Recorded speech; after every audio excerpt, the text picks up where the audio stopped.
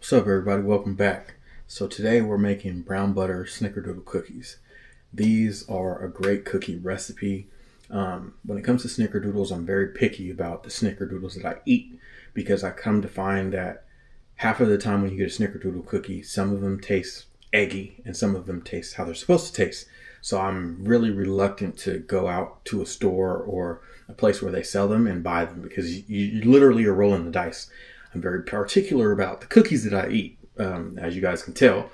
So this recipe that I have is awesome for snickerdoodle cookies. They taste how they're supposed to taste. They're not super eggy. You don't taste the egg at all. And when I eat a snickerdoodle cookie, I want to taste the cinnamon. I want to taste the sugar. I want to taste all of the great, different notes that are in the cookie outside of an egg. So again, this recipe is from Sally's Cookie Addiction.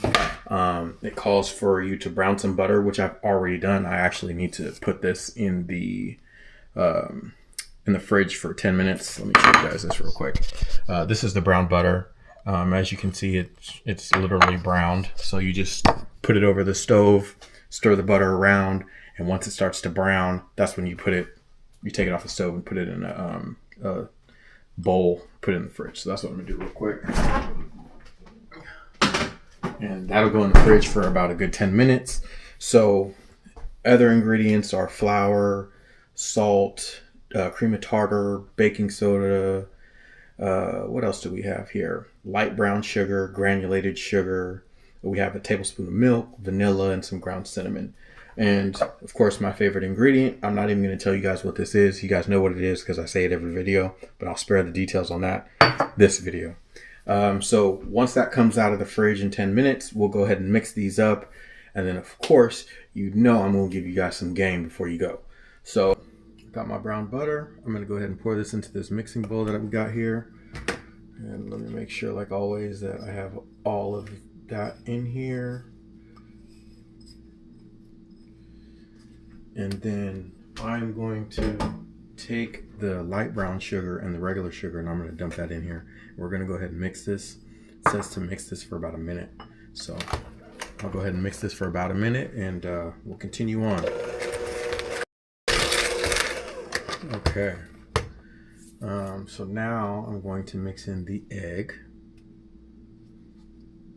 the vanilla, and the milk. And yes, I use shot glasses as my little compartments for milk and everything else. And then of course my favorite, dash or two. And then I'm going to go ahead and mix this in until well combined. Just want to show you guys something real quick. So this is the consistency of what we have. You see all this right here? I gotta scrape my bowl down. I didn't do that. So that's baking 101. Always gotta scrape your bowl down. I'll put this back real quick and scrape my bowl down. And the reason why you scrape your bowl down is because there's always stuff that's in the center of the bowl. You want to make sure that you get everything and everything's combined properly. You don't want anything left behind. Typically when people scrape their bowl down is when you add like the flour mixture, which I'm about to do. You don't want parts of your batter just white. Not a good look. So it says that I need to pour in the dry ingredients, the wet ingredients, and beating on a low speed. So I'll casually add the rest. It's at a low speed, and you never want to just dump everything in all at the same time. So I'll mix this up, and then I'll continue adding the rest of this.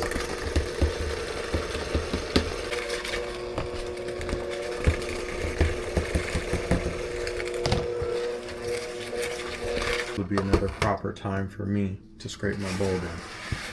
Mixed everything, and this is what I'm talking about. You see how I just scraped the bottom of the bowl and all this part is white? It hasn't been combined yet, and you want to avoid that. So that's why it's important to scrape your bowl down. Just giving y'all some tips and tricks. Go ahead and combine this until I don't see any part of that white anymore. I don't see any flour just chilling on the top of anything. Everything should be mixed together well. Okay, so now, after I've done that, I need to mix the remaining sugar and cinnamon together in a small bowl. And then I need to roll the balls of dough, about 1 tablespoon per cookie, then roll each of these in the cinnamon sugar mixture. So I'm going to go ahead and do that, and then I'll give you guys a good one. All right, so I went ahead and I rolled the first ball, and it's 1 tablespoon. So they all need to be a tablespoon. So let's go ahead and talk, y'all. So I went for an interview this, what was it, Monday? Yeah, this Monday, last Monday that just passed. I went for an interview. And the week before that, I went for another interview with a different department of where I work. And, or it wasn't a week before that, it was 2 weeks before that.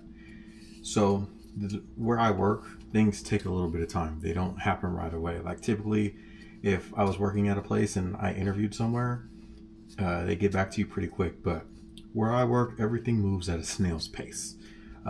So it's going to take a little bit of time for me to hear back.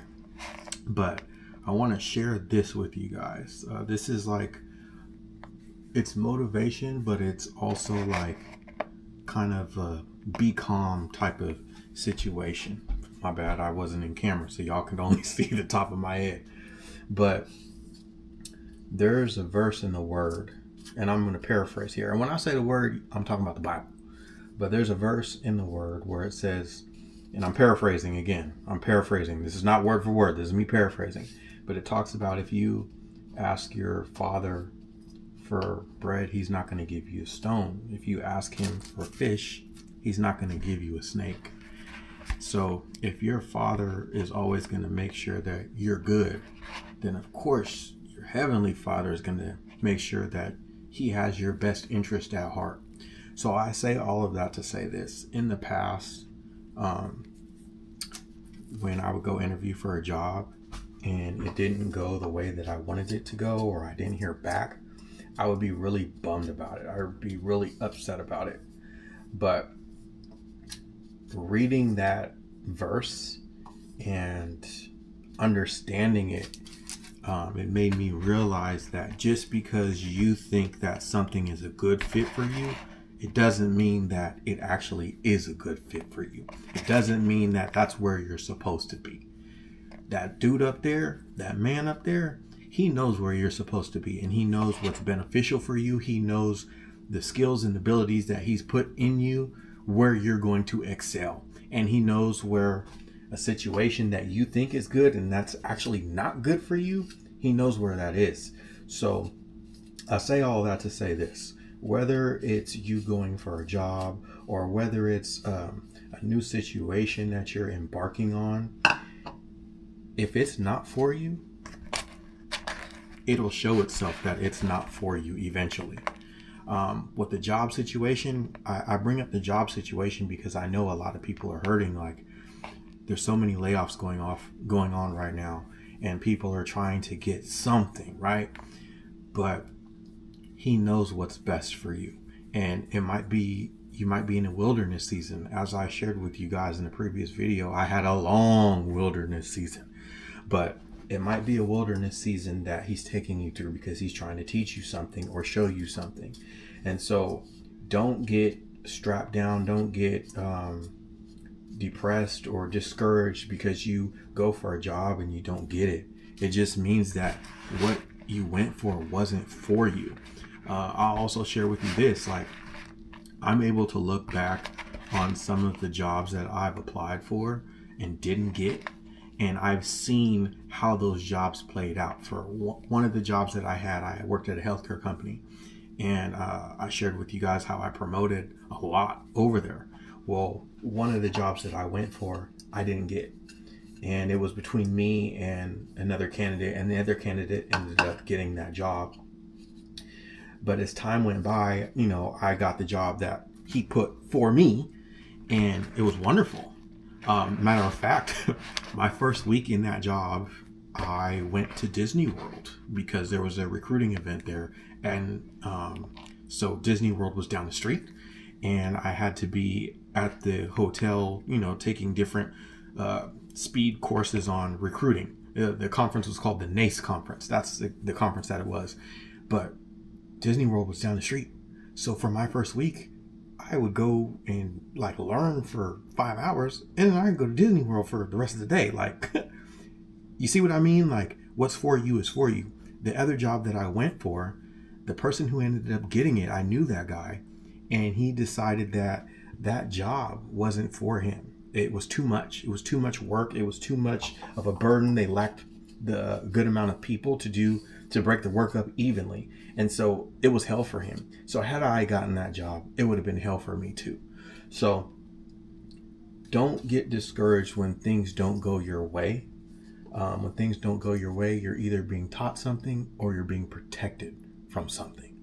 So I'm going to go ahead and finish rolling these Snickerdoodle cookies. They're going to go into the oven at 350 for about 11 minutes. Everybody's oven is different. I'll probably put mine in there for about 9 minutes. And then once they're done, you guys will see the finished product and we'll go from there. I got a little overzealous. So before these go in the oven, I'm supposed to put some plastic wrap over them, and then they go in the fridge for 30 minutes. After they've been in the fridge for 30 minutes to cool, then they go into the oven for 11 minutes. But for my case, 9 minutes. So I just wanted to share that. That's what I'll be doing. These are going in the fridge for 30 minutes. Okay, it's really late at night, so I think that's why I keep forgetting steps. But when you put your parchment paper down on your tray, it calls for 2 pieces of parchment paper when you put these cookies down. So I wanted to add that. It also asks you or tells you that you should put some extra sugar on each one of these cookies. So I'm gonna go ahead and put some sugar on each one of these, and then I'll finally put this in the oven. So you guys make sure you watch this video all the way through before you start baking these, because clearly I ain't following the directions like I'm supposed to. But yes, these are going to go into the oven, 350, 11 minutes. All right, you guys, my cookies are done. They look really, really good. They all have that cinnamon sugar finish on the top of them. So I can't wait to take a bite out of one of these when they cool down a little bit more. I hope the word that I gave you guys motivated and lifted somebody up who was going through it. But until next time, y'all take care.